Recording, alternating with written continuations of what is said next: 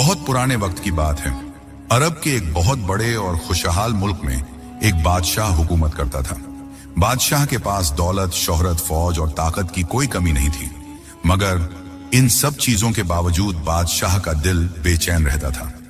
उसके मन में अक्सर कुछ ऐसे सवाल आते थे जिनका जवाब उसे अपने दरबार के बड़े बड़े अक्लमंद वजीरों और उलेमाओं के पास भी नहीं मिलता था। एक दिन बादशाह ने पूरी रियासत में एक अजीबोगरीब ऐलान करवा दिया। शहर के बीचों बीच शाही दरबार सजाया गया। हजारों लोगों का हुजूम जमा था। हर शख्स के चेहरे पर डर और परेशानी थी कि आखिर बादशाह आज क्या कहने वाला है।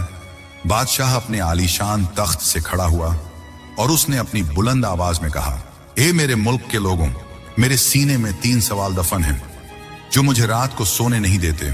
आज मैं ऐलान करता हूं कि जो कोई भी मेरे इन 3 सवालों का सही जवाब देगा, मैं उसे अपनी आधी सल्तनत इनाम में दे दूंगा और वो मेरी जगह इस तख्त पर बैठने का हकदार होगा। भीड़ में खुशी की लहर दौड़ गई। आधी सल्तनत, ये तो किसी भी इंसान की किस्मत बदल सकती थी। लेकिन तभी बादशाह ने अपनी बात पूरी करते हुए एक भयानक शर्त रख दी। बादशाह की आवाज अब सख्त हो गई थी।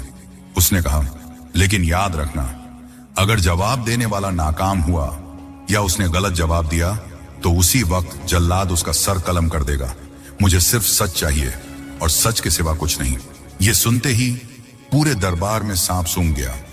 जो लोग इनाम के लालच में आगे बढ़ रहे थे, उनके कदम वहीं रुक गए। मौत का डर आधी सल्तनत के लालच से कहीं ज्यादा बड़ा था। बादशाह ने अपने 3 सवाल लोगों के सामने रखे।